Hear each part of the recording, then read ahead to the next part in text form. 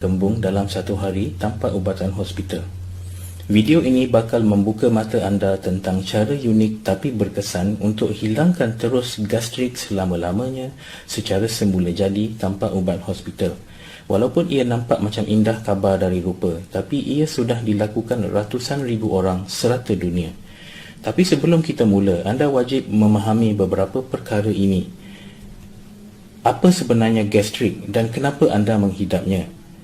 Apa yang tak berkesan untuk mengubati gastrik dan apa yang menyebabkan ia lebih teruk?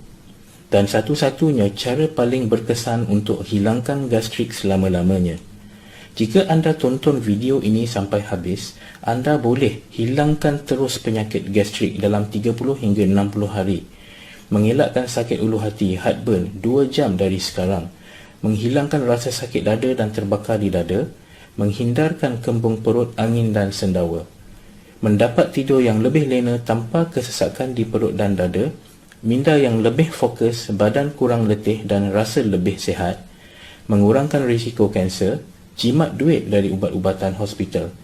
Apa yang anda bakal belajar sekejap lagi terbukti melalui kajian klinikal. Jika anda mahu belajar cara menghilangkan terus gastrik, GERD, acid reflux atau heartburn yang anda hadapi tanpa side effect, tanpa dadah, tanpa antacid, saya mohon baca secara terperinci. Hakikatnya 95% pesakit gastrik yang mengambil ubat hospital hanya melegakan gastrik sementara saja. Ia bukan penyelesaian muktamad. Sudah berapa kali anda terpaksa jumpa doktor walaupun sudah diberikan ubat dan rawatan? Assalamualaikum, nama saya Faisal. Alhamdulillah, saya tiada gastrik. Tapi orang-orang yang paling hampir dengan saya adalah pesakit gastrik yang tegar. Walaupun saya sendiri tak tahu keperitannya, tapi saya tahu apa ertinya bila kawan serumah kejutkan saya pukul 2 pagi untuk dihantar ke hospital. Saya cuma boleh melihat apabila beliau berguling-guling kesakitan di atas lantai. Saya cuma boleh angguk bila beliau kata berdiri tak kena, duduk tak kena, baring pun tak kena. Cuba hendak sendawa tapi angin tak boleh keluar dan saya kebiasaannya bingung. Tiada apa yang dapat saya tolong melainkan hantar dan teman di hospital saja. Tak kira berapa kali mereka jumpa doktor, termasuk doktor pakar, mereka masih kena serangan gastrik. Walaupun sudah ambil ubat, mereka tetap rasa pahit di mulut, terbakar di dada dan menyucut di ulu hati. Mereka sangka yang penyakit mereka ini takkan boleh diubati. Mereka rasa yang mereka akan menghidap gastrik seumur hidup. Mereka putus asa dan berhenti berikhtiar. Mungkin anda pun pernah terfikir begini. Mungkin anda sedang fikirkan sekarang. Tapi saya mohon anda tangguh dulu fikiran tersebut. Teliti dulu apa yang saya kongsi di sini. Pengalaman ini membuatkan saya banyak membaca dan mengkaji mengenai gastrik dan cara alternatif untuk merawatnya. Ribuan muka surat saya baca bagi memahami penyakit ini dan cara merawatnya dari perspektif perubatan dan dari sumber yang saintifik. Hasil dari kajian saya ini, saya telah jumpa kaedah rawatan holistik alternatif yang sudah diamalkan ribuan pesakit gastrik. Mereka sudah 100% hilang terus penyakit gastrik mereka selepas 7 minggu mengamalkan kaedah ini. Sakit ulu hati atau heartburn hilang dalam masa beberapa jam. Lain-lain sakit dari gastrik seperti sakit perut, kembung, sendawa, sakit dada dan terasa seperti kekenyangan melampau hilang 100%. Mereka lebih rasa ringan dan bertenaga. Mereka merasai perubahan drastik dalam kesihatan mereka secara am. Ubatan hospital seperti PPI banyak side effect. Agak pelik kan macam mana ubat yang dibekalkan doktor boleh ada side effect. Tapi siapalah saya yang mahu mencabar doktor. Jadi saya faham kalau anda kurang percaya kata-kata saya. Tak apa, anda boleh sahkan sendiri fakta ini dengan mudah. Anda cuma perlu pergi ke Google dan type saja PPI side effect dan bacalah, ada beratus artikel demi artikel yang wujud. Contohnya The Harvard Medical School ada menyatakan doktor-doktor sedia maklum yang PPI boleh menyebabkan wujudnya banyak gastrin, satu hormon penting bagi perut. Terlalu banyak gastrin boleh menyebabkan perut mengeluarkan lebih banyak asid jika ubat PPI berhenti diambil. Ini bermaksud ubat PPI perlu dimakan jangka masa panjang. Jika tidak, gastrik akan lebih teruk. Antacid juga ada side effect. Jika anda cari di Google, anda akan dapati ratusan artikel saintifik mengenai antacid yang boleh menyebabkan darah tinggi, sakit kepala, lemah otot, pertambahan toksik dalam badan, kesan negatif pada sistem kardiovaskular, komplikasi neurologikal dan lain-lain side effect. Ubatan yang bertujuan merawat sakit ulu hati atau heartburn boleh mengganggu keseimbangan dalam badan, fungsi hati, menambah toksin, racun lainnya dan merendahkan metabolisme badan. Benar, ubatan hospital membantu. Ia boleh melegakan simptom-simptom yang sangat khusus. Tapi ia tak mengubati secara total. Ia bukan penyelesaian jangka masa panjang. Mengikut kajian saya, ada 3 kunci utama jika anda mahu bebas dari penyakit gastrik.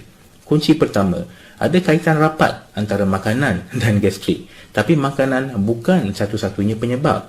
Ada beberapa penyebab gastrik yang lain yang saya akan terangkan sekejap lagi.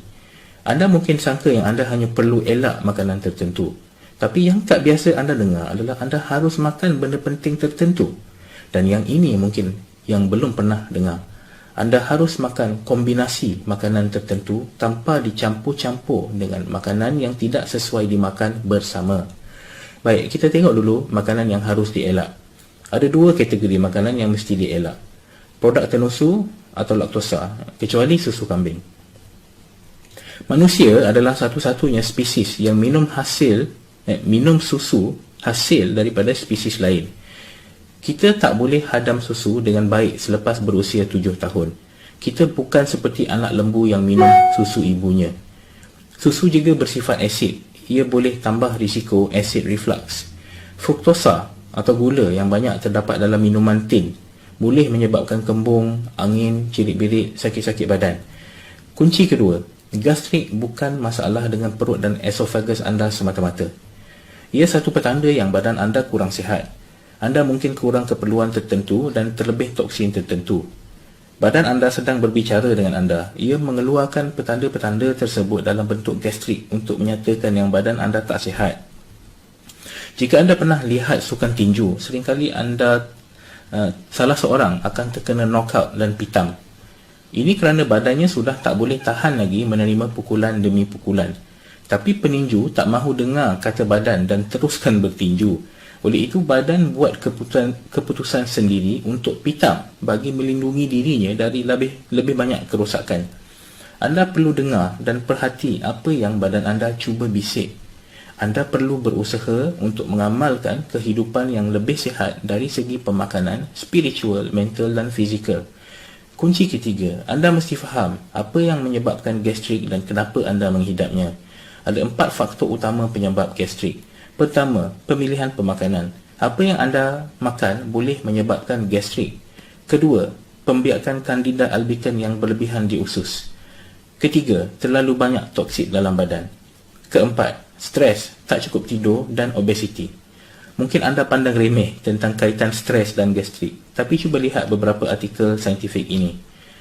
Heartburn secara am tidak begitu berbahaya, tapi heartburn dan stres boleh menyebabkan ulcer dan ulcer boleh berbahaya.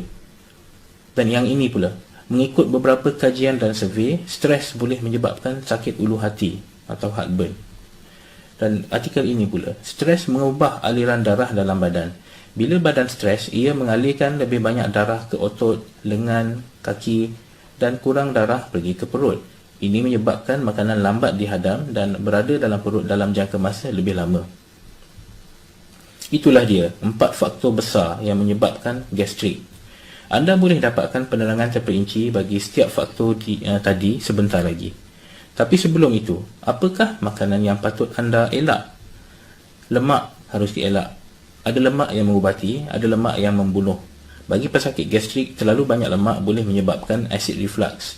Anda mesti letak matlamat untuk cuma ambil 30% lemak yang baik dari jumlah makanan yang diambil. Ingat lemak baik, bukan lemak jahat. Lemak jahat adalah makanan bergoreng dengan minyak sawit, margarin, krim, mayones dan keju. Jika anda makan terlalu banyak makanan berasid seperti burger, makanan bergoreng serta makanan susah dihadam, makanan ini juga menghasilkan asid. Lemak yang bagus adalah minyak zaitun dan minyak ikan. Okey, apa lagi yang harus dielak? Makanan pedas dan berempah. Anda juga mesti elak makanan pedas, terutama bila perut kosong. Kebanyakan rempah ratus yang boleh menyebabkan acid reflux adalah bawang putih, cili, kari, lada hitam dan bunga cengkeh. Lagi, gula. Gula dalam manisan, dessert, air tin, roti akan jadi makanan pada bakteria Candida albicans yang ada dalam usus. Ini menyebabkan bakteria tersebut menghasilkan gas dalam usus yang akan melambung naik dan menolak asid dalam perut anda ke atas. Ada banyak lagi senarai makanan yang mesti dielak, tapi kita kesuntukan masa. Jadi saya teruskan dengan makanan yang mesti dimakan. Apa pula makanan yang mesti dimakan? Fiber. Makanan berfiber tinggi akan bantu serap dan mengeluarkan toksin. Ini akan mengelakkan banyak penyakit. Ia memudahkan anda buang air, mengelakkan ulcer, mengawal gula badan dan mengurangkan berat badan.